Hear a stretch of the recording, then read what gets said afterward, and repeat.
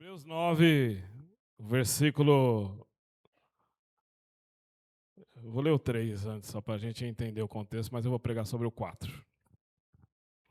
Todo mundo achou? Quem não achou, diga, estou procurando. Não, todo mundo achou? Então vamos lá. Versículo 3 diz assim: Mas, depois do segundo véu, estava o tabernáculo que se chama o Santo dos Santos, que tinha o incensário de ouro e a arca do concerto, ou a arca da aliança, coberta de ouro, toda em redor, em que estava um vaso de ouro que continha o maná, a vara de Arão que tinha florescido e as tábuas do concerto. Amém? Então, o que tinha dentro da arca? 3 coisas. Um vaso de ouro que tinha o maná. Tinha a vara de... E tinha o quê? As tábuas da... Amém. Fala para o seu irmão assim, presta atenção. Muita atenção. Que Deus quer falar com você e você não pode perder a semente. Amém? Aleluia. Pode sentar.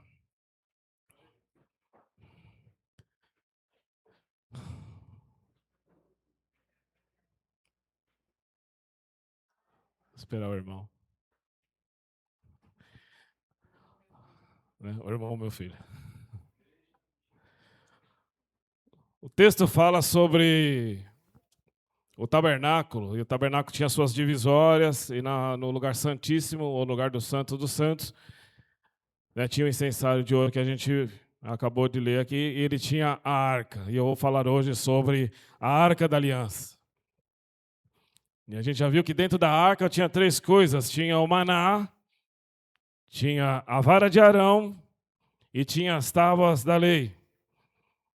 E lá no livro de Êxodo, no capítulo 25, começa essa história onde Deus chamou Moisés e falou para Moisés construir um tabernáculo, e dentro do tabernáculo deveria ter essa arca. Ela deveria ser de uma maneira específica, ela deveria ter uma cobertura específica, ela deveria ter um tamanho específico, ela deveria ter uma tampa específica e ela deveria ter uma funcionalidade.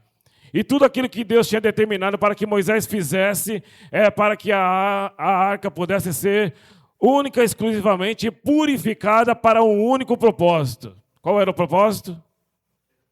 Receber a presença de Deus. Ela se tornou uma referência, ela se tornou uma estratégia de guerra, ela se tornou a referência física da presença de Deus, de forma palpável, onde as pessoas pudessem se aproximar e ver como é que ela era, e ver como é que ela tinha se estabelecido, somente no transporte, né? Porque dentro do tabernáculo, somente o sumo sacerdote poderia se apresentar diante dela. Ele deveria se preparar durante 1 ano para se chegar diante da presença de Deus. Então hoje, nós estamos aqui na presença de Deus. A gente se preparou 1 ano para isso? Não. O que mudou nessa lei? O homem mudou. A lei continuou estabelecida para que continue funcionando. Mas Deus deu essa arca, irmãos, para que as pessoas entendessem, ouvissem uma referência de Deus. Porque quando eles estavam lá no Egito, durante muitos anos eles ficaram lá, cerca de 430 anos. Eles não entraram como escravos, pelo contrário, eles entraram lá no Egito como uma opção de Deus de salvação do mundo. Eles entraram no Egito através de José. E José entrou com a sua família, eram 72 pessoas. Quando eles saíram do Egito, eles eram aproximadamente, de homens acima de 20 anos de idade, eram 600 mil. Então você imagina ainda com crianças, com jovens, adolescentes, as mulheres, e ainda os agregados, porque nessa daí tem um povo do Egito que resolveu participar. Então Deus ele coloca o povo lá como uma estratégia de libertação da fome. E eles ficaram cerca de 215 anos ali servindo, até que entrou um outro faraó E esse faraó viu que o povo de Deus tinha crescido, tinha se multiplicado, e ele começa a transformar aquele povo em escravo. E eles ficaram cerca de 215 anos como escravos. Então, nesse período, as pessoas foram nascendo, foram morrendo, e aí aquelas que ficaram convivendo com o Egito acabaram se adaptando às normas do Egito. Então eles também viam que os egípcios adoravam deuses físicos, que tinham uma imagem ali, que tinham uma referência física. E colocaram no seu coração a idolatria. E foram anos e anos ali convivendo, né, até que Deus providenciou um libertador chamado Moisés. E quando esse libertador se levanta, a Bíblia diz que ele demora 40 anos para que ele tirasse de dentro dele o Egito. Para que tirasse de dentro dele todo o conhecimento de idolatria, toda a incredulidade, toda fé palpável, toda a fé que era anunciada por deuses, que eram prodígios realizados às vezes por videntes, outros por magos. 40 anos. Moisés precisou passar por um tratamento para que a sua vida fosse preparada para receber a presença de Deus. Deus ele não habita, irmãos, em qualquer templo. Ele não habita em qualquer vida. Ele não habita de qualquer jeito. Ele não habita em qualquer tempo, qualquer hora. Ele precisa de um ritual e de um modelo específico. A Bíblia diz lá em 1 Coríntios 3, no versículo 16. Diz assim: não sabeis vós que sois templo de Deus e que o Espírito de Deus habita em vós? Se vós sois o templo de Deus, preserve, porque aquele que destrói o templo de Deus, esse Deus o destruirá, porque Deus ele é santo. E todo aquele que recebeu a presença de Deus, Deus deu a oportunidade de ser como ele é, santo. E se eu e você estamos aqui hoje, irmãos, é para que a presença dele seja manifestada através da nossa vida. Não precisamos mais de rituais, não precisamos de modelos, não precisamos de fé palpável. Nós precisamos de uma fé real. E a fé real é crer que Deus tem a solução para todas as coisas. Mesmo que você não veja, mas temos até os testemunhos agora, né? Se você crê, a Bíblia é bem clara, se creres, verás a glória de Deus. Mas naquele tempo as pessoas precisavam de uma referência física. E Deus então manda construir a arca e ele passa a demonstrar que a arca precisava estar em um lugar separado, precisava estar num lugar santificado e precisava que as pessoas para adentrar naquele lugar estivessem nas mesmas condições. Mesmo que o material fosse produzido por materiais humanos ou materiais às vezes naturais, mas o preparo precisava ser para que o comportamento daquela arca, para que o comportamento das pessoas que adentrassem aquele lugar estivesse compatível com o que estava lá. Era o único lugar na terra em que a presença de Deus se manifestava de forma clara e evidente. E se o sumo sacerdote não estivesse apto, ele morria instantaneamente. Então, nós estamos diante de um fato e de um evento, irmãos, que não mudou ao longo do tempo. A presença de Deus, ela é a essência da vida do cristão. E ela é santa. Então, quando ela se aproxima de mim, eu preciso estar numa condição apta de receber.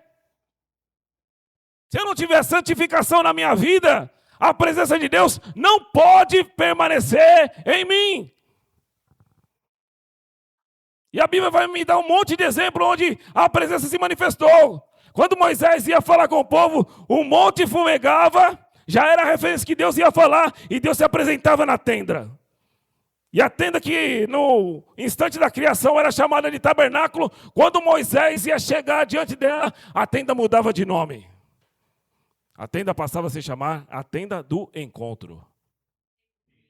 Para você chegar diante da presença de Deus, para você chegar diante do encontro, o encontro ele é sempre anunciado da parte de Deus. Para que dê tempo para que você se prepare, para que dê tempo que você se organize, para que dê tempo que você esteja nas mesmas condições que o ambiente exige.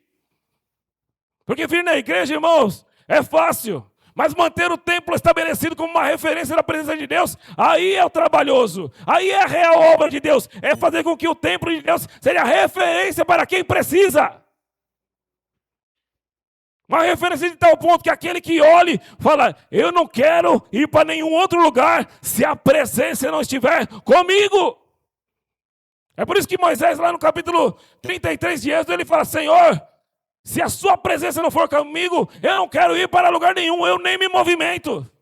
Eu preciso sentir a tua presença e eu preciso saber que ela está me liderando. Não basta a presença estar se mostrando, porque no monte todo mundo via. No monte todo mundo via o manifestar, porque o monte ele não conseguia permanecer enquanto a presença de Deus estava lá. Ele se manifestava. E quando Deus descia para falar com Moisés, era da mesma forma. Por isso que Moisés precisou de 40 anos da sua vida para preparar uma santificação para que Deus o pudesse usar. Esse é o nível de santidade que Deus espera de nós hoje. A referência da presença. Quando Moisés morreu, que Josué assumiu o seu lugar, a primeira coisa que Deus falou para ele, segue na promessa que eu estabeleci com Moisés. Deus prometeu para Abraão a terra prometida, levantou Moisés para conduzir o povo, mas foi Josué quem entrou na terra. E quando ele falou para Josué, siga, a primeira coisa que Josué tinha que passar, o rio Jordão. A Bíblia diz que a época da travessia do rio Jordão com Josué era a época das cheias do rio. A água subiu de tal modo que ela cobria toda a margem. Mas se você for estudar um pouquinho sobre Israel, você vai ver que tem trechos em que a distância do rio, hoje, chega a 30 metros. Mas naquele tempo lá, passava de quilômetro. Então, tinha a força da corrente da água seguindo o fluxo do rio, tinha a superioridade das águas, porque a época era de chuva e era fora do normal, então as águas estavam muito altas, e Deus fala para Josué, primeira coisa, atravessar o rio Jordão. Primeiro impacto para que a presença de Deus se manifeste, a referência da presença, ela pode produzir milagres. A referência da presença, ela produz milagres. O povo não acreditava em Moisés, porque todo mundo estava na expectativa de Josué. Eles estavam na expectativa de Moisés. Quando Josué assume, o que assume junto com Josué? Desconfiança. Vamos ver agora se Deus está com ele mesmo. Vamos ver agora se Deus usa o Josué. Vamos ver se ele é crente, né? Vamos ver se a presença anunciada por Moisés permanece na cobertura sobre Josué. E sabe o que Josué faz? Ele faz aquilo que todo crente de verdade faz. Ora. Ele se separa, ele vai para o monte, e ele vai orar. Deus fala para ele uma coisa. É só colocar a arca na frente. É só colocar a presença de Deus na frente que tudo se abre. Se tem algo na sua vida, irmãos, que está fechado, uma porta está fechada, algo na justiça está fechado, se você colocar a presença de Deus na frente, tudo se abre. É interessante que o texto vai falar que Moisés ele reúne os levitas, fala para eles assim, separem-se, prepare o transporte da arca, coloca ela nos ombros e quando vocês pisarem na água, Deus se manifestará. E é fantástico por quê? Porque a responsabilidade estava em Josué, mas não foi Josué que pisou na água. Quem pisou na água foi aquele que carregava a presença. Quem carregava a presença era o levita. Por isso que quando ele pisou na água, a Bíblia diz assim, quando pisou, na hora estancou-se o leito do rio. E a Bíblia diz assim que a parte superior as águas foram contidas e na parte inferior o rio secou. Até uma competição em saber se esse milagre de Josué foi até maior do que abrir o Mar Vermelho. Mas em ambos os casos, o que fez a diferença? Aquele que portava a presença.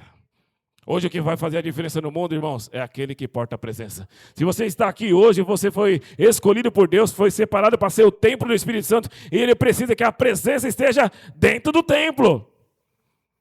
E desde que o templo foi inaugurado, a presença nunca abandonou aquele lugar. Quem abandonou era quem não se preparava para estar lá. Porque às vezes a gente canta aqui que é bonito, a gente vai trocar o pecado. Foi escrever ali que Deus me perdoou, eu só tinha o pecado para oferecer. Não, esse não está errado. Eu não tinha pecado para oferecer. Foi Deus que tinha amor para derramar sobre a minha vida. Ele nunca me julgou pelo pecado, mas Ele nunca recebeu o pecado. Se eu fosse vocês, eu não cantava nunca mais. A gente tem que entender aquilo que a gente está fazendo, irmãos. Tem que ter consciência daquilo que está falando. Por isso que Paulo falou assim, eu preciso apresentar o meu corpo como sacrifício vivo, mostrando para Deus que eu quero realizar um culto racional. Eu sei o que eu estou fazendo. Eu sei que se eu colocar a presença, tudo vai se abrir. Eu sei que se eu colocar a presença, Deus se manifestará. Eu tenho que ter esse cuidado. Eu tenho que ter esse zelo. Eu preciso me preparar. E quando Josué chamou os levitas, ele falou assim, santificai-vos do povo, porque amanhã o Senhor fará maravilha no meio de vós. Não existe manifestação da presença de Deus sem preparo. A gente quer que Deus faça isso, Deus faça aquilo, mas e o meu preparo? E o meu altar? Será que eu preciso fazer como Elias? Restaurar o altar, restabelecer, para que a presença se manifeste? Deus te pergunta hoje, como está o seu altar? Oh, aleluia! Foi só encostar o pé do levita na água, o rio abriu. A presença no modelo certo, no propósito certo, com as pessoas certas, não existe impossibilidades. E a gente vê que grandes milagres aconteceram através da mão de Josué. Quando ele foi derrubar a muralha de Jericó, a gente fala, ele rodeou lá 6 dias uma vez, no 7º dia ele rodeou, 7 vezes, foram 13 voltas que ele deu sobre a cidade. Mas a gente não pode esquecer de lembrar que na parte da frente, onde Josué tinha que ir, sempre estava a arca. Muralhas caem, não subsistem, enquanto a presença for manifesta a todos. Então a Bíblia vem dar uma série, irmãos, de ensinamentos a respeito da arca, a respeito da presença de Deus. E a presença de Deus é algo que é imprescindível na vida do crente. É imprescindível na vida do ser humano lá fora. Mas eles precisam estar preparados para receber, porque a presença de Deus, por incrível que pareça, ela não é boa para todo mundo. A presença de Deus não é boa para todo mundo. Quando o sacerdote Eli deixou os seus filhos sacerdotes cuidarem da arca, a Bíblia diz assim que os filisteus invadiram a terra. E quando eles invadiram a terra, eles roubaram a arca. Eles roubaram a presença de Deus. Eles roubaram o sonho do povo, eles roubaram a referência e o povo então se perdeu. E a Bíblia diz que o sacerdote Eli, que deveria ser zeloso, não estava muito preocupado com a presença. E a Bíblia diz que a promessa que foi estabelecida sobre ele de bênção foi transformada em maldição. E no mesmo dia morreram seus 2 filhos. E quando a presença foi roubada pelos filisteus, qual era a festa dos filisteus? Roubamos a referência. Roubamos agora o Deus deles, estão compactados numa única urna. Então será muito fácil agora destruí-los. Eles se apropriaram da presença. Mas eles não tinham a ordem estabelecida sobre eles. Eles não tinham o preparo para estar com a arca. Eles não estavam preparados para receber a presença. A Bíblia diz que tumores se manifestaram em todo o povo. Tumores. De tal forma que eles entenderam que a presença de Deus, se não estiver no modelo adequado, ela não faz bem.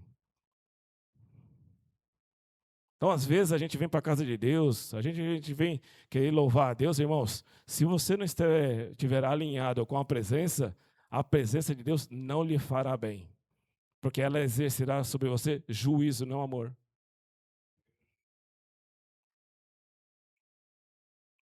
E aí o que acontece? Tumores. O que eles fizeram? Vamos analisar onde é que está o problema. Até o ímpio analisa para descobrir onde está o problema. E por incrível que pareça, o problema estava em Deus.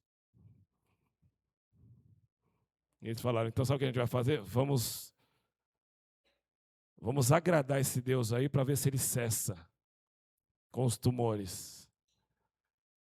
E a Bíblia diz que eles fizeram imagens de ouro e colocaram a arca sobre uma carroça com esses símbolos, com esses ídolos, e mandaram para que ela fosse novamente para o povo de Israel.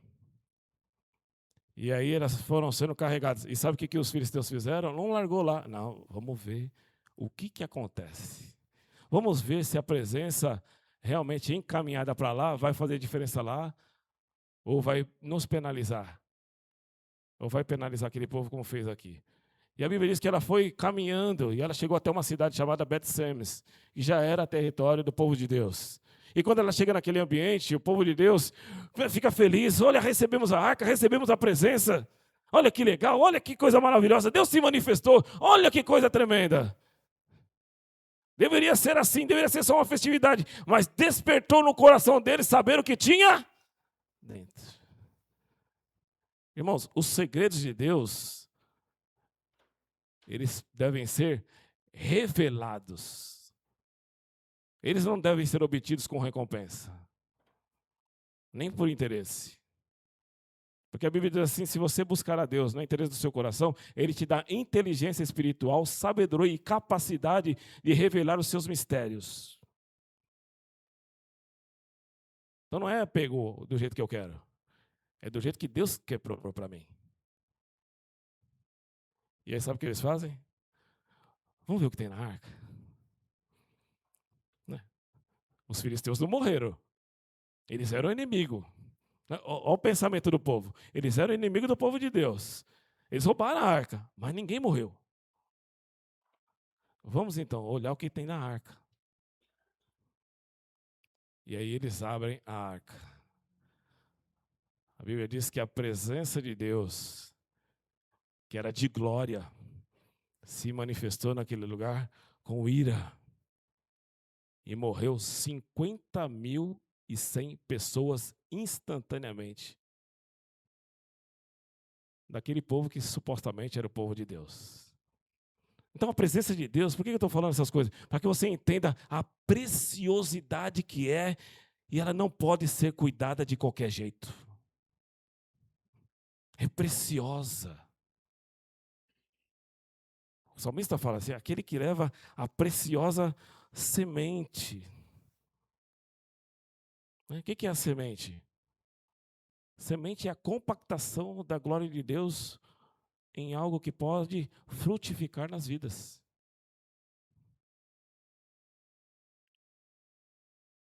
E aí o que acontece? Morreu, aí deu temor. Literalmente temor. Esse é o sentido da palavra, né? O temor do Senhor é o princípio da sabedoria. A palavra temor significa literalmente ter medo. A Bíblia diz lá em Tiago 2,19, credes que há um só Deus, fazes bem. Até os demônios creem e estremecem. Vamos chamar quem? Vamos chamar quem entende. Chama um tal de Samuel, né? Chega lá. O que vocês fizeram? Ele era novinho, né? Mal estava empossado no cargo. Mas ele já tinha a presença. Ele já tinha o entendimento. Ele já tinha a responsabilidade sobre a vida dele. E ele prepara o modo adequado, onde a arca deveria permanecer, quem deveria recebê-la. Até que essa notícia chega num rei que amava muito a Deus, né, chamado rei Davi. Ele propõe no seu coração trazer a arca para a cidade. E quando ele se propõe trazer a arca para a cidade, ele reúne todo mundo, ele quer fazer uma festa maravilhosa, ele quer que a presença de Deus seja referência novamente, ela seja estabelecida no lugar santo, ela não deveria estar roubada, ela não deveria estar na mão daqueles que praticavam impiedade, não deveria estar na mão daqueles que eram curiosos demais e menos obedientes a Deus. Ele queria que a arca fosse novamente a referência da presença, quando o povo olhasse para ela, verdadeiramente entendesse que a manifestação da glória estava lá. E ele dá ordem para ir buscar, e ele prepara toda a sua comitiva, e ele vai junto.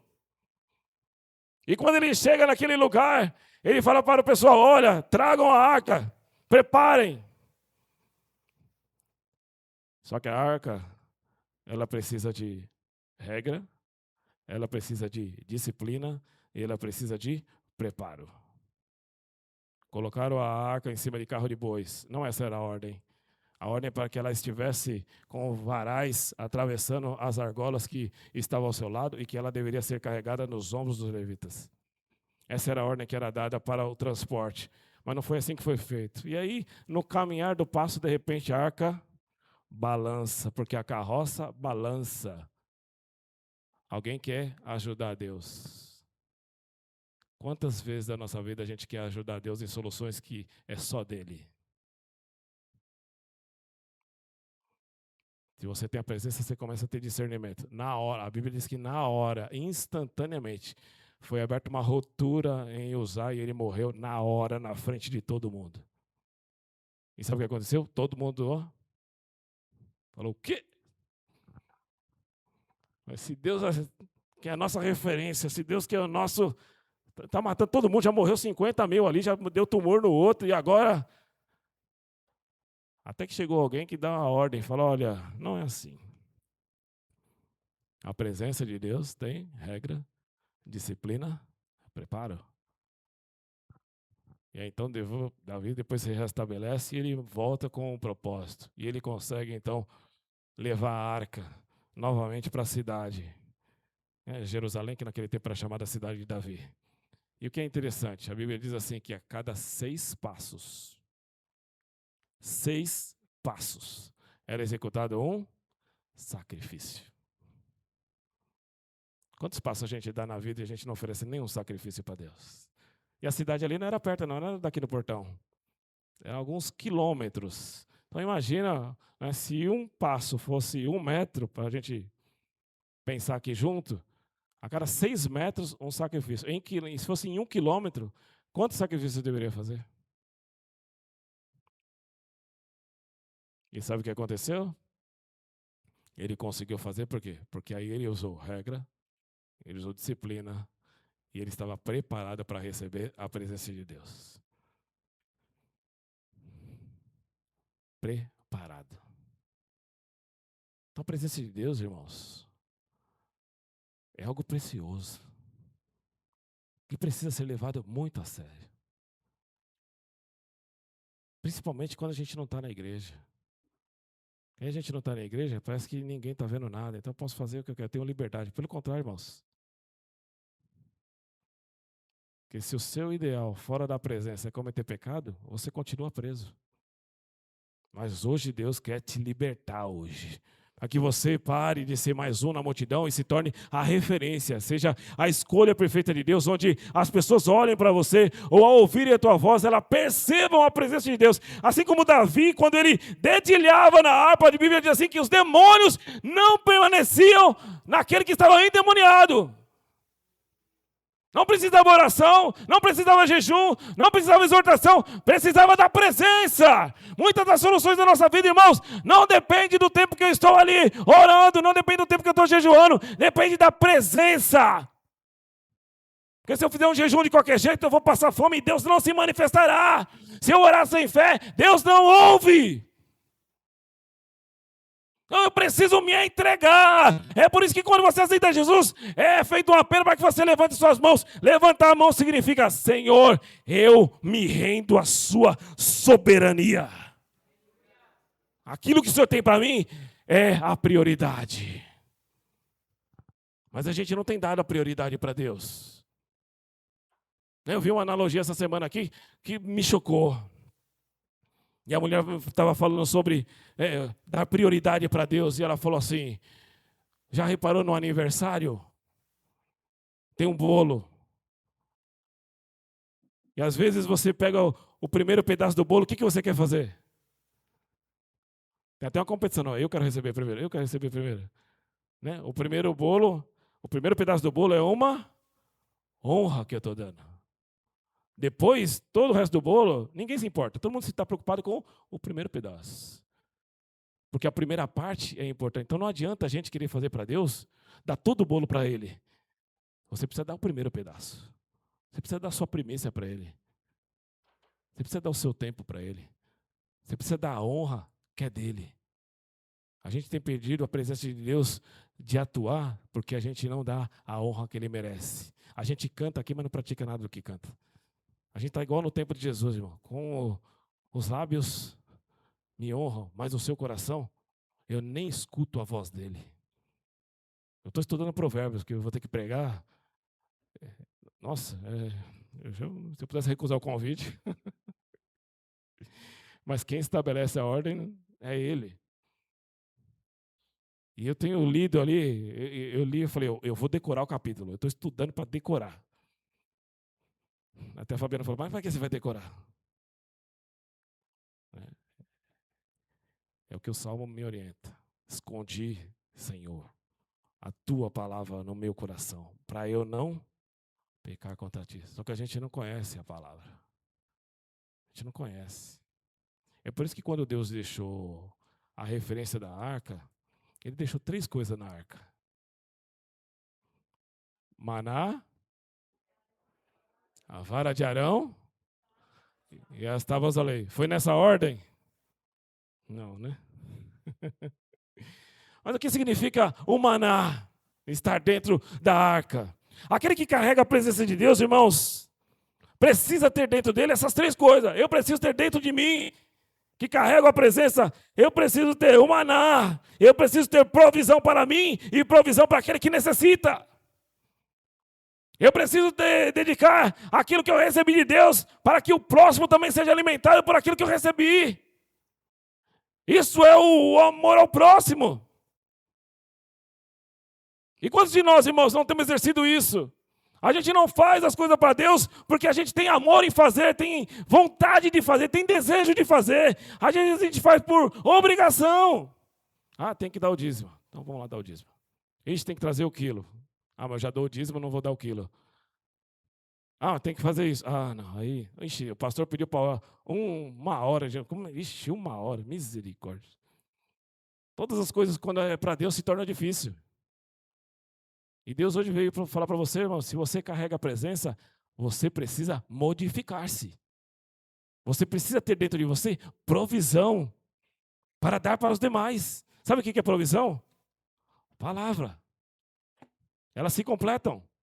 Palavra, você precisa ter uma boa palavra, uma boa referência. As pessoas lá fora não vão ser convertidas por aquilo que você faz, por aquilo que você fala, mas por aquilo que você faz. Isso é ter provisão. É o que Paulo falou. Às vezes a minha pregação ela é pequena diante do testemunho que eu tenho, porque as pessoas se convertem, porque elas leem na minha vida as escrituras que Deus colocou sobre mim. É a manifestação física da palavra que mostra quem Deus é. Eu preciso ter a vara de Arão. O que é a vara de Arão? Para que foi a vara de Arão? A vara de Arão foi colocada na arca por causa de uma eleição. Mais do que uma escolha, uma eleição. Por que mais do que uma escolha? Porque Arão poderia ser o escolhido de Deus para aquilo lá. Mas para que as pessoas vissem que a escolha era divina, precisou-se fazer uma eleição. Todas as tribos precisaram colocar o seu representante lá. Todos eles tinham que apresentar a sua vara. Mas somente a vara do escolhido floresceria. Se você carrega a presença, foi porque sobre a sua vida foi feita uma eleição. Deus te escolheu para mostrar para os demais, não por vingança, não por justificativa, mas para te eleger a um nível que você não merecia estar, mas que Ele está. Porque às vezes a gente pensa que o milagre é Deus descer na terra e se manifestar. Não, o milagre verdadeiro é Deus pegar você da terra e te levar para o céu. É trazer para a dimensão onde Ele está. Por isso que Ele exige de nós santidade. Porque Ele quer te levar para um lugar, irmãos, que é perfeito, que não tem corrupção. Por isso que a Bíblia diz assim, que quando Jesus voltar, nós seremos revestidos do quê? Da incorruptibilidade. Lá não há oportunidade de corrupção, porque Deus está lá. Por isso que o maior privilégio para nós, irmãos, não é Deus te levar para o céu. O maior privilégio para o crente é poder se apresentar diante de Deus. E a Bíblia diz assim, somente os limpos de coração, esses verão a Deus. Estou preparando para o guarda o teu coração, mas não é para hoje não. E tinha no coração, no coração, ó. Tinha na arca as tábuas da lei. O que significa ter as tábuas da lei? Era disciplina para o povo? Para que servia a tábua da lei? Vamos pensar então como foi. A Bíblia diz que Deus tirou o povo do Egito. Amém? Todo mundo está aí? Amém? Tirou o povo do Egito. Deus chama Moisés e fala assim, Moisés, eu preciso falar com você pessoalmente, a sós. E aí Moisés fala para o povo, eu vou lá para orar. Eu vou lá para falar com Deus porque Ele tem algo novo. A presença dEle está se manifestando de tal modo que eu preciso estar lá para receber algo para trazer para vocês. Não sei que eu estou falando isso, mas o Espírito Santo ele manda e é isso. E aí ele reúne, ele sai com os levitas, com os sacerdotes, ele sai com Josué e ele vem até um trecho e ele fala, olha aqui, o pessoal fica aqui, povo lá, sacerdote aqui, levita aqui, Josué, só você vem comigo. Ele vai até um termo, chega nesse termo e ele fala, Josué, você espera, porque agora daqui para lá, só eu. É exatamente isso. Não é na multidão que Deus vai falar com você, Ele quer na particularidade. É por isso que a arca era separada num ambiente, irmãos, particular. E não era qualquer um que podia acessar, era aquele que estava preparado para carregar a presença. Se você foi escolhido por Deus, irmãos, está em você a autoridade para carregar a presença. Então tenha o seu tempo com Deus, irmãos, nem que esse tempo seja superior aos demais. Não é marcado em relógio, não é cronometrado. Porque Deus, Ele não atua no tempo. Deus, Ele é eterno. E não adianta, irmãos. Sabe o que está acontecendo com o mundo aí fora? O mundo aí fora está se corrompendo porque eles querem resposta. A Bíblia diz no livro de Eclesiastes que um homem lá chamado Salomão, ele foi o rei mais rico. Ele tinha 1000 mulheres.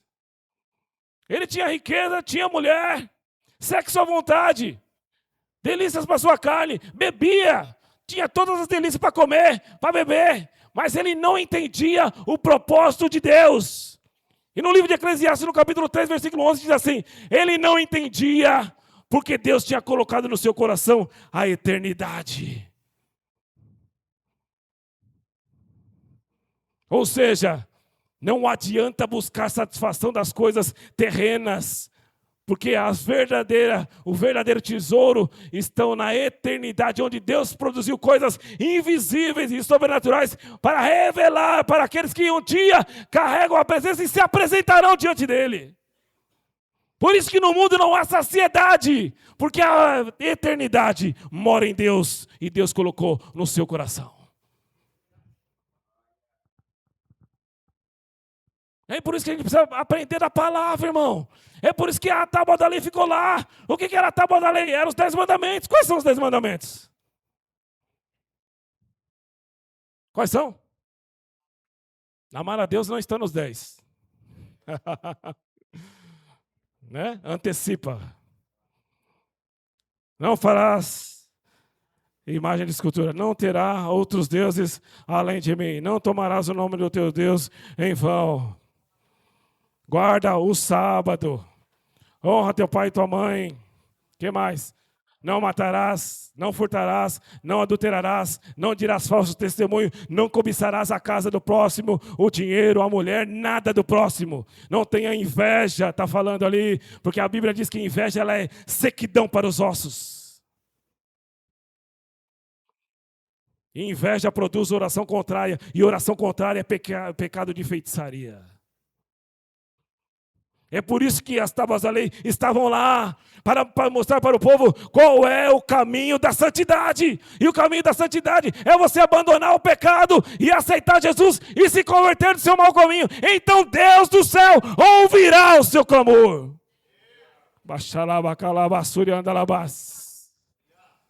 É por isso que eu preciso ter provisão, é por isso que eu preciso ter uma eleição, é por isso que eu preciso carregar a palavra.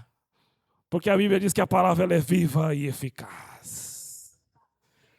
Seremos santificados pela lavagem da palavra.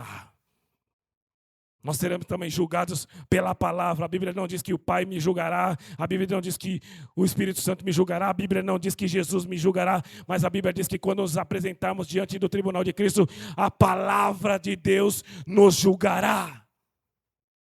Então, se eu não conhecer a palavra, como é que eu posso deixar de pecar?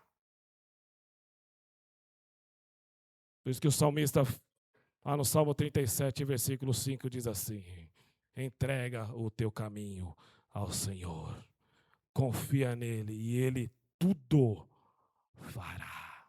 Ele continua: deleita-te também no Senhor e ele concederá os desejos do seu coração. Por isso a preciosidade da presença, irmão. Por isso a preciosidade da presença. Você precisa conhecer quem Ele é. Né? Mas o pastor pregou semana passada sobre Oséias 3, mas no capítulo 4, no versículo 6, diz assim que o meu povo perece por falta de conhecimento. E conhecimento do quê? De Deus. A gente está tanto tempo na igreja, às vezes a gente não conhece a Deus. Olha que ironia. Que paradigma. Dá até um tilt. Como é que eu sirvo a Deus e desconheço a sua presença? É por isso que tem muita oração sem resposta. Sabe por quê? Porque não dá o primeiro pedaço do bolo. Que não dá a honra que Deus merece. Está seguindo o curso do mundo, está preocupado com dinheiro. Está preocupado com as coisas que estão avançando. Está preocupado com a peste que vai vir no futuro. Está preocupado com isso, está preocupado com aquilo. Tem um monte de preocupações. E sabe o que isso gera dentro de nós? Ansiedade. E Pedro vai falar assim, ó, lançando diante dele toda a ansiedade, porque ele tem cuidado de vós.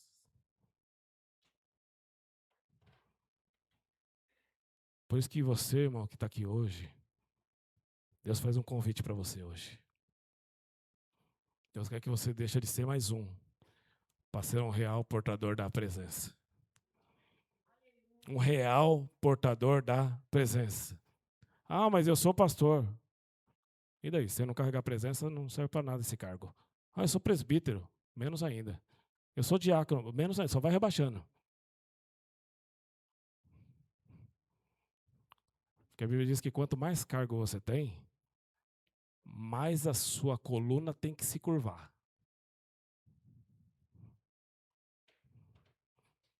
Mas sabe o que acontece? A gente está ocupado demais para atender as expectativas das ovelhas.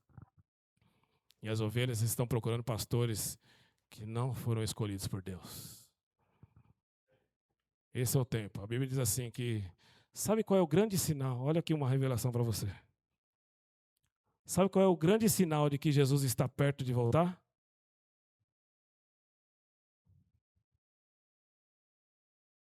Qual é o sinal de que Jesus está próximo de voltar?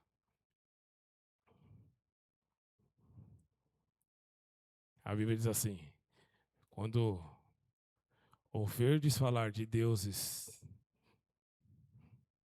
ou quando eu falares Senhor e Senhor, e eu não estiver nesse lugar, prepare-se, porque já não tarda a vinda do Filho do Homem. E hoje o que a gente mais vê aí, ó, deuses, deuses, deuses. Deuses do templo, deuses da idolatria, deuses da finança, deuses da riqueza mundana, deuses da soberba. Né? E quem lê o provérbio sabe, né? A soberba precede a ruína.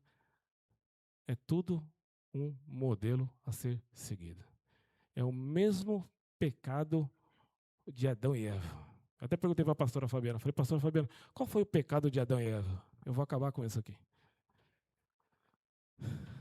De Eva, né? Mas foi Adão e Eva, né? Qual foi o pecado? A resposta clássica: desobediência. Quem concorda? Estão com medo agora, né? Que eu vou falar. Será que está certo? Será que está errado? Não. O pecado de Adão e Eva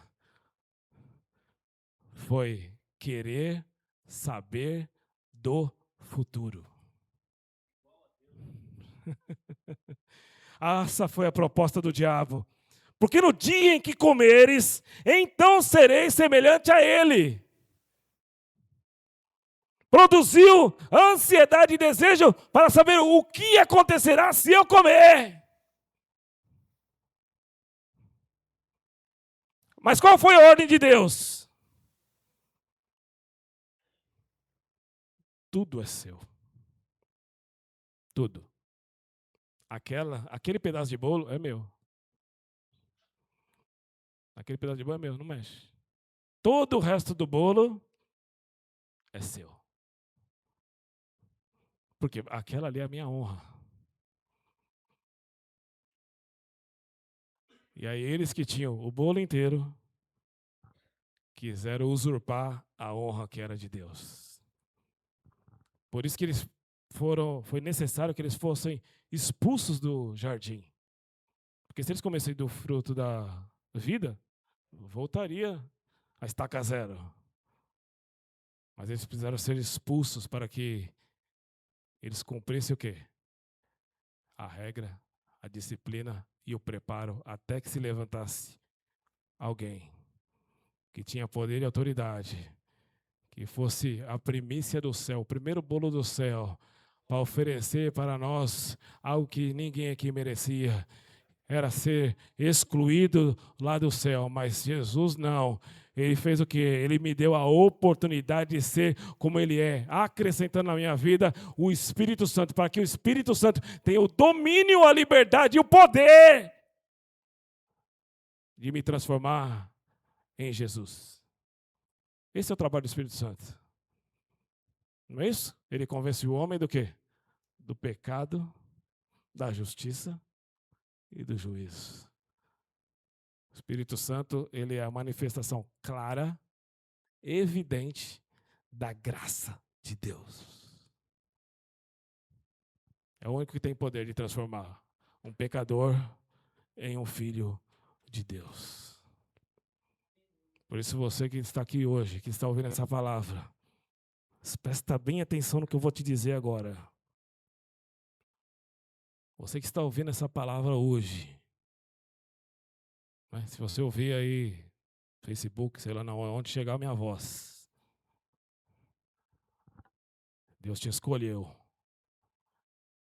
te separou, te nomeou, para que você carregue a presença dEle e multiplique a presença dEle.